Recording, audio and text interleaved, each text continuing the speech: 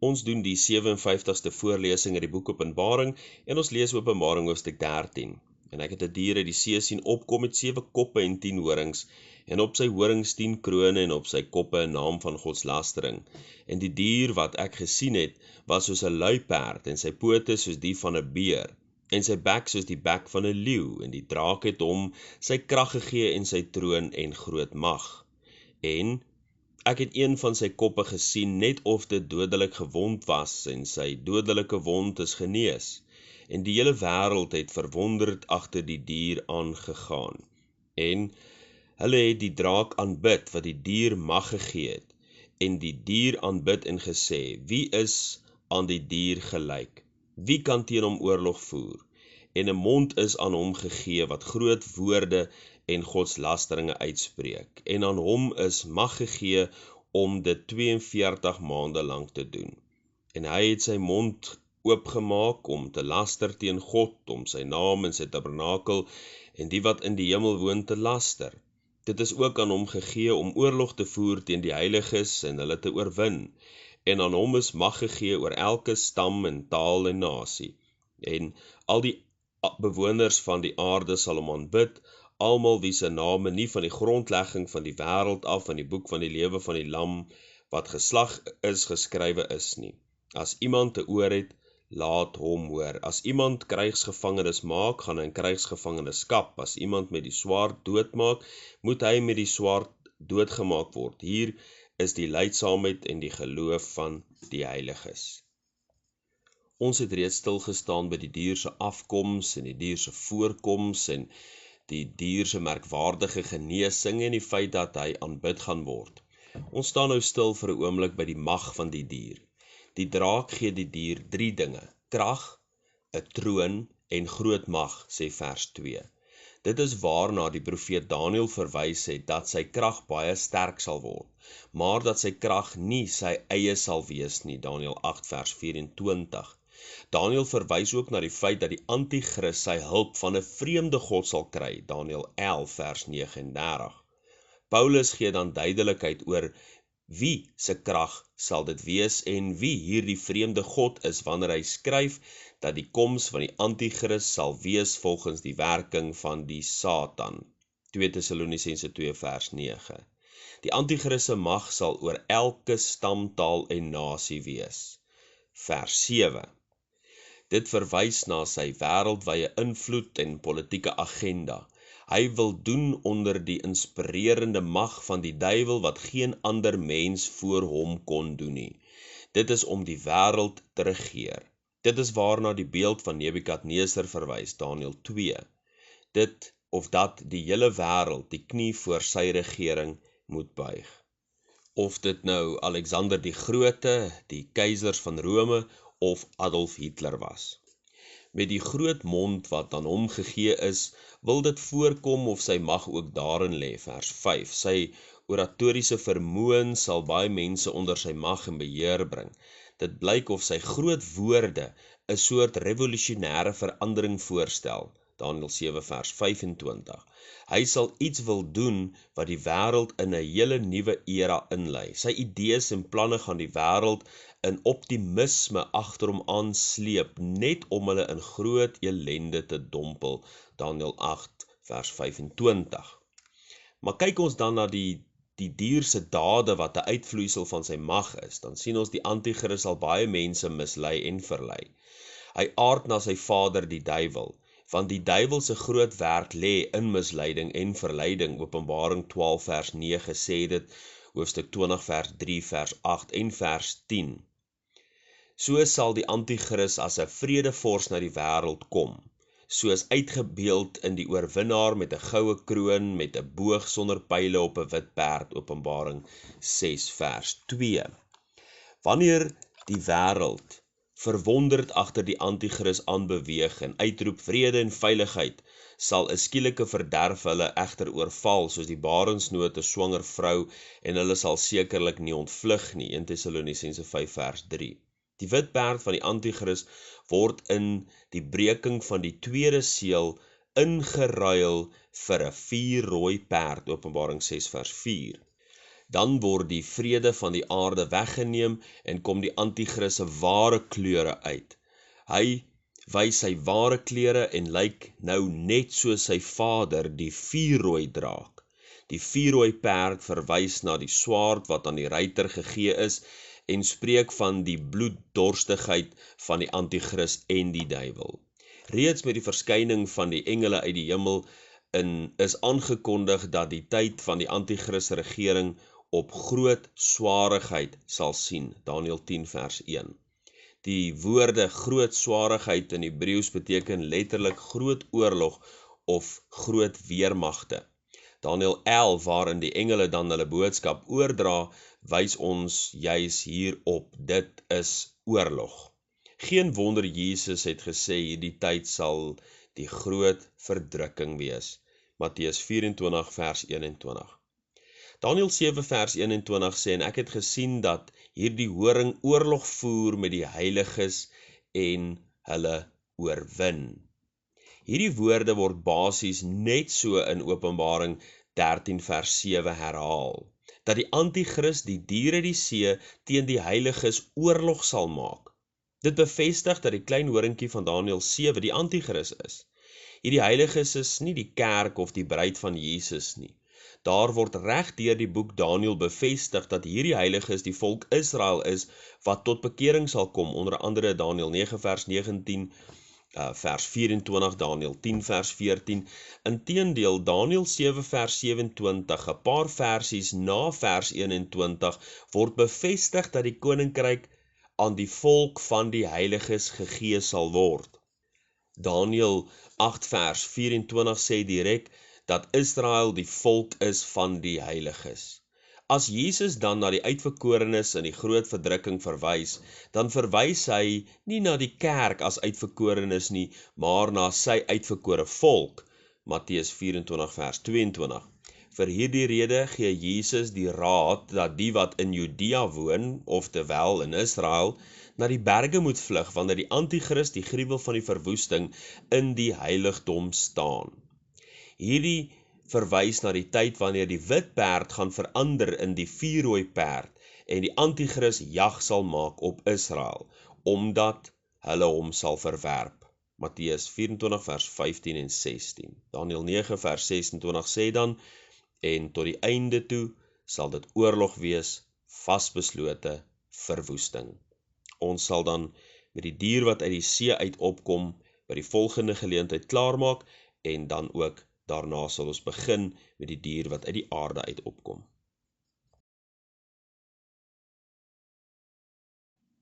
Ons is besig met die 58ste voorlesing uit die boek Openbaring, en ons lees Openbaring 13 vers 1 tot 10.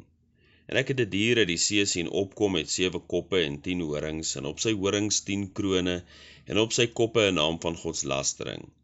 En die dier wat ek gesien het, was soos 'n luiperd, en sy pote soos die van 'n beer, en sy bek soos die bek van 'n leeu. En die draak het hom sy krag gegee, en sy troon en groot mag. En ek het een van sy koppe gesien, net of dit dodelik gewond was, en sy dodelike wond is genees. En die hele wêreld het verwonderde agter die dier aangegaan, en hulle die draak aanbid, en die dier wat die dier mag gegee het, en die dier aanbid en gesê, wie is aan die dier gelyk? Wie kan teen hom oorlog voer?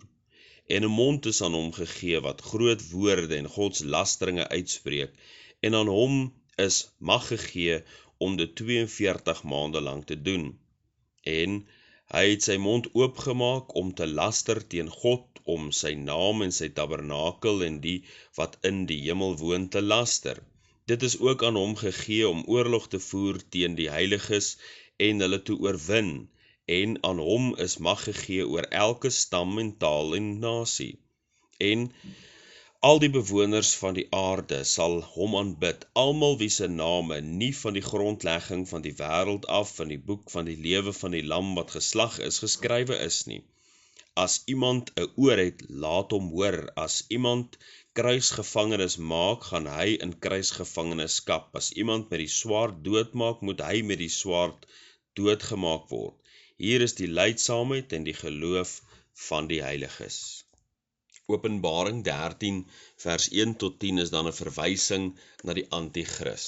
Ons het gesien dat hy uit die nasies sal kom, hierdie dier wat uit die see uit opkom, soos Openbaring 17 vers 15 verduidelik dat hierdie water verwys na die water van die Mediterrane See, en ons aanvaar daarom soos Openbaring 17 dan na die nasies verwys om die Mediterrane See, dit is die water. Dit is wanneer ons skrif met skrif vergelyk, dan kom ons by hierdie antwoorde uit. Sy voorkoms word vir ons gesien ook en afgespeel in die boek Daniël, hierdie leeu, hierdie beer, en uiteindelik die draak, die luiperd, wat 'n verwysing is na die koninkryke wat oor Israel heerskappy gevoer het. Uiteindelik sal hy 'n merkwaardige genesing ondergaan. Ons weet dat dit 'n soort sluipmoordpoging op hom sal wees, omdat hy van hierdie wond genees is.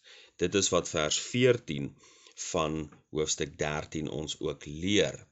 Dan uiteindelik die dier sal aanbid word, sowel as die draak. Dit is 'n verwysing na die anti-kris, wat sy mag kry van die draak, die duiwel, en daarom sê ons dat in hierdie tyd voor Jesus se wederkoms, die 7 jaar voor sy wederkoms, die wêreldgodsdiens, letterlik satanisme, sal wees. Sy krag kom van die duiwel af, so sê 2 Tessalonisense 2 vers 9. Uiteindelik sal sy dade wees om oorlog te voer en groot godslasteringe teen God te spreek, teen sy tabernakel, uiteindelik teen die volk Israel. Maar nou vind ons die laaste 2 verse, vers 9 en vers 10, 'n ernstige uitnodiging en waarsku. Vers 9 is 'n ernstige uitnodiging. Dit nadat vers 8 leer van mense wie se name nie in die boek van die lewe van die lam geskryf is nie. Hierdie is dieselfde boek wat ons uiteindelik in die oordeelsdag vind, Openbaring 20 vers 15. Sekere mense se name is nie in hierdie boek opgeteken nie, en dit van die grondlegging van die wêreld af.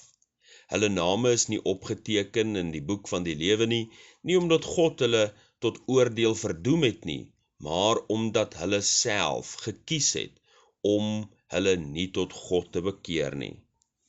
Telkens deur die boek Openbaring word die uitnodiging gemaak dat mense hulle tot God kan en moet bekeer, maar hulle volhard in die verhardheid van hulle hart. Openbaring 9 vers 20 en 21, Openbaring 16 vers 9 en vers 11.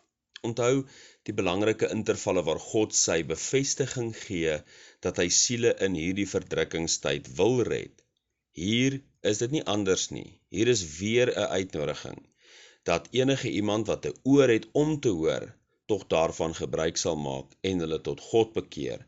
Soos 1 Petrus 1 vers 2 ons egter leer, het God met sy voorkennis geweet hulle sal nie van die geleentheid gebruik maak nie.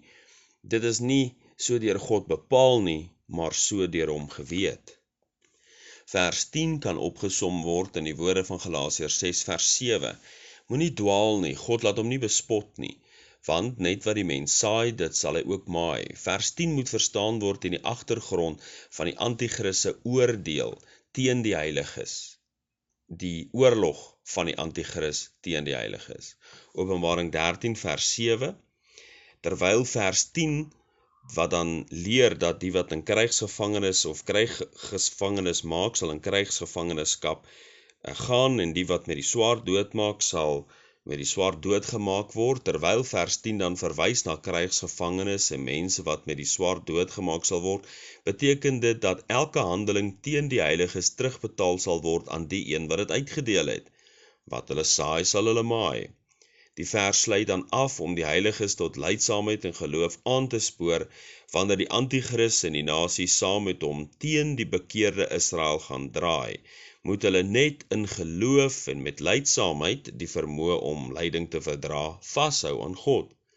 Sy oordeel oor hulle wat uitdeel sal gewis spoedig kom, en hy sal elkeen vergeld soos hulle werk sal wees. Openbaring 20 vers 12.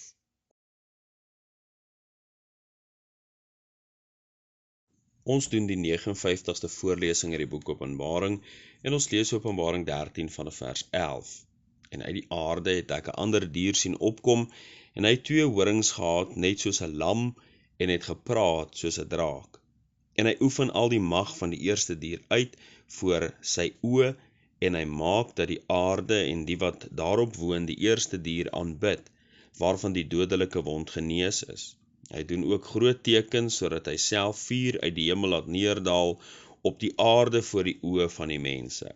En hy verlei die bewoners van die aarde deur die tekens wat hom gegee is om voor die oë van die dier te doen, deur aan die bewoners van die aarde te sê dat hulle 'n beeld moet maak vir die dier wat die swaardwond ontvang en lewendig geword het.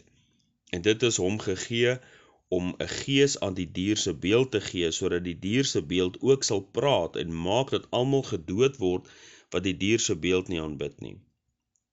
Hy maak dat aan almal, klein en groot, en die rykes en die armes, en die vrymense en die slawe, 'n merk op hulle regterhand en op hulle voorhoofde gegee word, sodat niemand kan koop of verkoop nie, behalwe hy wat die merk of die naam van die dier of die getal van sy naam het.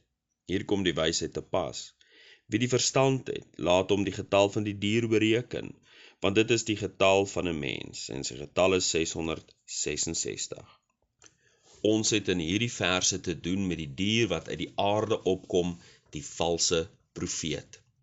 Die dier wat uit die see en die aarde tevoorskyn kom, word beide in Openbaring 13 genoem. Daar is egter 3 plekke in die Bybel waar beide hierdie 2 persone se name in een vers genoem word, of ten minste waar hulle saam verskyn. Die eerste is in Openbaring 16 vers 13, waar hulle saam met die duiwel genoem word. In Openbaring 19 vers 20 word daar verwys na die finale oordeel oor die dier wat uit die see en die dier wat uit die aarde opkom. Die 2 is lewend in die poel van vuur gewerp. Wanneer die duiwel in die poel van vuur gewerp word, leer Openbaring 20 vers 10, dat die antichrist en die valse profeet reeds daar is. Dit is hier waar ons ook die naam van die dier wat uit die aarde opkom kry, naamlik die valse profeet. Daar word na die duiwel, antichrist en valse profeet verwys as die diaboliese drieheid. Hulle is verseker nie 'n drie-eenheid nie. Hoe die duiwel poog om soos God te wees, sal hy nooit in sy bose plan slaag nie. Dit beteken egter nie dat hy nie probeer nie. Hy het vir homself 'n eie Messias aangestel in liggaamlike vorm van die antichrist. Hierby weet ons ook dat die gees van die antichrist nou al in die wêreld besig is om te werk. Dit leer 1 Johannes 4 vers 3 ons duidelik. Daar sal egter aan die einde van die dae 'n man optree wat die wêreld in die rigting van die antichrist sal wys. Soos Johannes die Doper 'n stem in die woestyn was en 'n wegwyser na Jesus Christus was, soos die Heilige Gees mense oortuig en mense in die rigting van Jesus Christus wys, Johannes 14 vers 26 en Johannes 16 vers 8, so sal daar 'n bose man wees wat deur bedrog en misleiding die wêreld bedrieg om verwonder die antichrist agterna te loop. Hierdie man is die valse profeet, die dier wat uit die aarde opkom. Hy is die valse profeet. Maar Bybelse profete is deur God geroep, self geroep en aangestel om sy wil te doen. Hulle sou nooit uit hulle self praat nie, maar in opdrag van God net spreek wat God aan hulle opdrag gegee het om te spreek. Selfs wanneer hulle oor die toekoms sou spreek, is dit nie hulle wat die toekoms voorspel het nie, maar dit is God wat dit aan hulle geopenbaar het. Hulle het bloot herhaal wat God reeds aan hulle geopenbaar het. Hiervan is Daniël 'n uitstekende voorbeeld in Daniël 2. God het aan Nebukadneser geopenbaar wat in die toekoms sal wees deur 'n droom. Hierdie selfde droom is ook aan Daniël gegee nadat hy en sy vriende God in die gebed gesoek het. Hierna bely Daniël voor die koning in vers 30, en wat my betref, hierdie geheim is my geopenbaar, nie deur wysheid wat in my sou wees meer as in al die lewendes nie. Dit het Daniël aan Nebukadneser gesê nadat hy reeds in vers 28 erken en aan die koning gesê het Daar is 'n God in die hemel wat geheime openbaar en hy het koning Nebukadnesar bekend gemaak wat aan die einde van die dae sal gebeur. Buiten vir die feit dat hulle deur God geroep is, wat sekerlik die hoogste kwaliteit is hulle ook mense wat bekend was vir hulle gebedslewe. Hiervan is talle voorbeelde soos Daniël wat 3 maal per dag gebid het, so was Jeremia ook 'n man van gebed. Jesaja was juis in die tempel besig om te bid toe God aan hom verskyn het, Jesaja 6. Hulle was voorbidders, aanbidders van God. Elia het selfs gebid dat dit nie moes reën nie en dit het nie gereën nie, Jakobus 5 vers 17. Wanneer hy weer in opdrag van God gebid het, dan sou dit reën. Hulle was hierby ook net gewone mense. Dikwels het hulle persoonlike stryd met God se opdragte neergepen, dat ons dit kan lees, maar nie te min het hulle self daaraan onderwerp. Selfs toe Jona gevlug het hy uiteindelik God se opdrag uitgevoer. Om so ondergeskik en onderdanig aan God te wees, vra 'n nederige en onderworpe hart. Nog 'n uitstekende kenmerk van 'n profeet is dat hulle God se woord geken het en bestudeer het. Hiervan is Daniël weer 'n uitmuntende voorbeeld. Hy het geweet wat die wet van hom verwag rondom sy dieetvoorskrifte. Hy het geweet om in die rigting van Jerusalem te bid, soos dit opgeteken is in die boeke van Konings en Kronieke. Hy het geweet om 3 maal 'n dag te bid, soos dit in die psalms opgeskryf is, Psalm 55 vers 18. Hy het ondersoek ingestel na Jeremia se brief, dat die ballingskap 70 jaar sal duur, Jeremia 29. Daar is nog vele kenmerke wat ek kan uitlig, soos hulle vergewensgesindheid, hulle vreesloosheid, hulle rein harte, hulle geloof in God, hulle integriteit. Dan ook hoog aan die lys van kenmerke is die feit dat hulle vervul was met die Heilige Gees. Hulle is gedryf deur die Heilige Gees, gelewe en bestaan deur die Heilige Gees. En nou, al hierdie kenmerke het die valse profeet nie. In Grieks is valse profeet een woord wat verwys na iemand wat die rol speel en voorgee om 'n godgegewe roeping of in 'n godgegewe roeping te staan en in die naam van goddelike autoriteit op te tree. Dit alles terwyl hy voldoen of voordoen om van God gestuur te wees en eintlik 'n godsdienstige bedrieër is. 'n Mens kan iemand bedrieg met leuns oor die werklike kilos van 'n motorvoertuig wat verkoop word.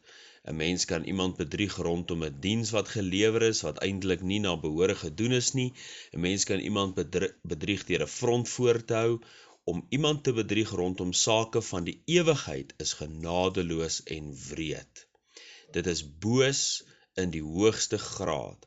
'n Valse profeet wat mense in die leuen vasgevang hou terwille van sy eie gewin is koudbloedig. 'n Valse profeet mislei mense om in die kake van die dood te bly. Hulle is die oorsaak dat miljoene mense die ewigheid blind en dom inval. Net soos die valse Christusse sal wees, so sal daar ook valse profete wees wat tekens en wonders doen om mense te mislei, Matteus 24 vers 24. Die valse profeet waarvan ons hier in Openbaring lees, is die valse profeet wat voorafgaan en uiteindelik duisende sal mislei. Hy sal egter die hoogtepunt of moet ek sê die laagtepunt wees van alles wat onwaar en onrein is. Ons sal volgende keer nou na sy karaktertrekke kyk, van waar hy kom en wat hy doen. Ons is besig met die 60ste voorlesing in die boek Openbaring en ons lees Openbaring 13 vanaf vers 11. En uit die aarde het ek 'n ander dier sien opkom en hy het 2 horings gehad, net soos 'n lam en het gepraat soos 'n draak. En hy oefen al die mag van die eerste dier uit voor sy oë, en hy maak dat die aarde en die wat daarop woon die eerste dier aanbid, waarvan die dodelike wond genees is. Hy doen ook groot tekens, sodat hy self vuur uit die hemel laat neerdal op die aarde voor die oë van die mense.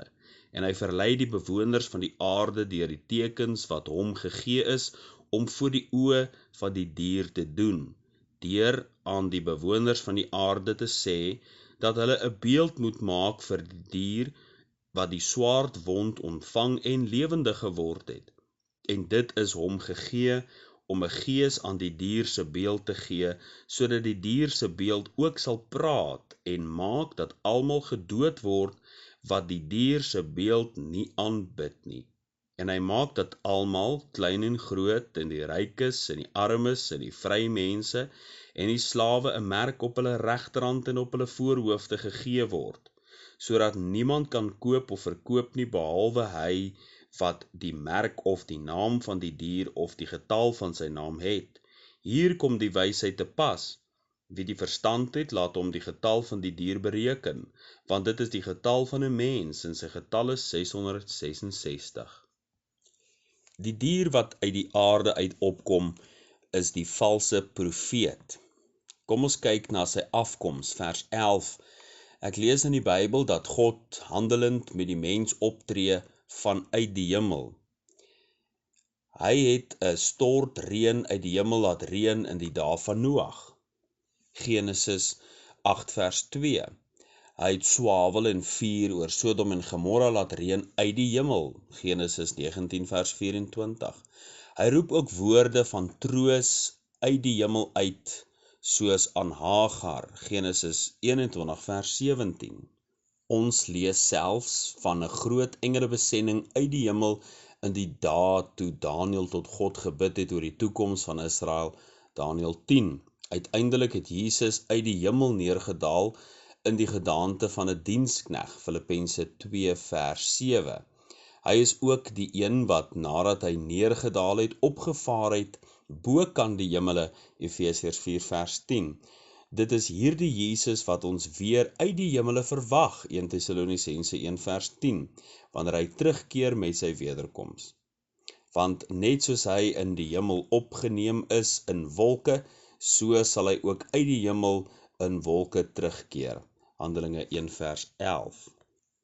Ons vind nou in vers 11 van Openbaring 13 'n dier wat uit die aarde opkom. Dit is soos iemand wat onder die kluite begrawe lê en uit sy graf uit ontsnap, 'n wrede dier wat uit die onderwêreld, uit die kern van die aarde ontsnap. U sien, dit is hoe ons die onderwêreld verstaan, dat die onderste dele van die aarde die bewaarplek van die dode is. Ons weet dat Jesus, die wat in Christus gesterf het, saam met hom geneem het en hulle uit die gevangenskap van die dood verlos het, Jesaja 42 vers 7. Vandag is egter die dood en die doderyk vir die ongeredde nog steeds in die onderste dele van die aarde. By geleentheid het die aarde oopgeskeur en Korag, Datan en Abiram en hulle bendes ingesluk, Numeri 16 vers 33. Die Bybel leer dan dat hulle lewendig na die doderyk afgedaal het. Soos 'n mol onder die grondtonnel, so ontsnap daar 'n dier uit die hart van die dood. Dit is die valse profeet. Die feit dat hy uit die aarde kom, wil vir ons leer dat hy aards en duiwels is, dat hy die dood in sy hart dra en uit hierdie oop graf van sy keel vloei die dood voort om mense te vernietig. Dit is wat sy afkoms betref. Hy kom uit die aarde, hy dra die dood in sy hart. Kom ons kyk na sy voorkoms. Vers 11 sê dit ook vir ons. Hy het 2 horings soos 'n lam. Dit beteken eerstens dat op sigwaarde hy heeltemal onskadelik lyk. Daar is min dinge so wonderlik om te sien soos 'n lammetjie. So weerloos, so onskadelik in hulle voorkoms. Kindertjies word aangemoedig om die lammetjies op die plaas te vryf. Vir die ou groot ram is hulle versigtig, want hy kan stoot en stamp, maar die lammetjies is sag en wollig. Dit is gewoonlik die voordoening van 'n valse leraar. Hulle lyk so mooi, hulle glimlag so vriendelik. Hulle doen dit alles dan wanneer teen hulle gewaarsku word, mense nie kan glo dat dominees so harteloos is om daardie valse leraars te kritiseer nie. Valse leraars is subtiel en blyk jou beswil op die hart te dra, maar hulle is vol sinistere planne soos roofsigtige wolwe om jou wreed te verskeur en op te eet. Matteus 7 vers 14. Sy horing spreek van die krag wat hy sal hê, soos 'n dier se krag juis in sy horings is. U sien, hierdie valse profeet is nie 'n wolf in skaapsklere nie, maar 'n draak in lamsgewaad. Wanneer hy praat, dan kom sy ware karakter na vore. 'n Tong verklap die kondisie van 'n mens se hart. 'n Tong en 'n mens se hart is direk aan mekaar verbind. Uit die oorvloed van die hart spreek die tong. Die valse profeet se tong word aangesteek uit die hel. Jakobus 3 vers 6. En sy krag kom ook van die draak. Kom ons kyk ook vir 'n oomblik na die dier se mag, vers 12, vers 13, sowel as vers 14 gee vir ons 'n kykie daarop. Wondertekens is die manier waarop die valse profeet mense in sy mag sal kry. Dit is die manier waarop hy die wêreld juis sal bluf. As kinders van die Here lewe ons deur geloof en nie deur aanskoue nie, 2 Korintiërs 5 vers 7. Maar die ongeredde wêreld sê altyd, seeing is believing. Wanneer hulle dan al die tekens en wonders sien, sal hulle sy woord glo. Die skares het ook tekens van Jesus gevra weens hulle ongeloof, waarop Jesus gesê het dat 'n slegte en owerspelige geslag soek na wonders en tekens. Matteus 12 vers 39. Die geslag voor Jesus se wederkoms sal voorwaar sleg wees en die duiwel weet dit, daarom dat sy profeet die wêreld so maklik sal mislei deur tekens en wonders. Die valse profeet sal selfs vuur uit die hemel laat neerdal, vers 13. Dit neem ons terug na die groot profeet van die Ou Testament. Toe Ahasia uit die kamervenster geval het hy gesoek na 'n vreemde god om hom 'n antwoord oor sy siekte te gee. 2 Konings 1. Hierop het Elia deur die woord van God hom tegemoet gegaan en 'n antwoord gegee. Dit blyk of hulle Elia met geweld wou wegneem na die koning toe, die dat daar manne van die weermag na Elia gekom het of gestuur is. Die eerste groep van 50 is met vuur uit die hemel verteer, so ook die tweede groep van 50. Is dit nie ook Elia wat 4 kruike water oor die altaar gegooi het en nadat hy gebid het dat God uit die hemel met vuur geantwoord het nie? Die valse profeet sal soortgelyke wonders doen om die mense onder die indruk te bring dat hy die ware profeet is wat sou kom voor die Messias se koms. U sien hierdie vers dat vuur uit die hemel sal neerdal is 'n verwysing na Elia. Elia is die profeet wat sy opwagting sal maak voor Jesus Christus se wederkoms volgens die profeet Maleagi. Maleagi 4 vers 5. Kyk, ek stuur julle die profeet Elia voordat die groot en vreeslike dag van die Here aanbreek. So sal juis op sy aanbeveling baie Jode ook agter die anti-kris as valse Christus aanbeweeg. Op hierdie stadium moet u nie buite rekening hou dat God se 2 getuies ook op aarde sal wees. Ons het reeds vasgestel dat hulle Moses en Elia sal wees, maar die duiwel en die anti-kris sal hulle eie valse Elia hê.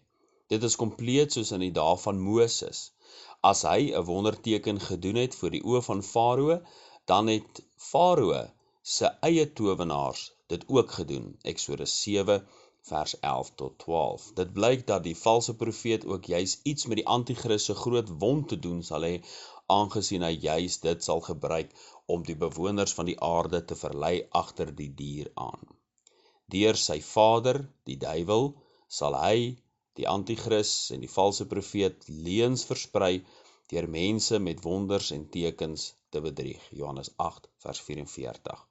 Ons sal dan by 'n volgende geleentheid kyk na die dier se missie vanuit vers 12, 14 tot 17 oor die een wêreld godsdiens, een wêreld regering en een wêreld geldstelsel.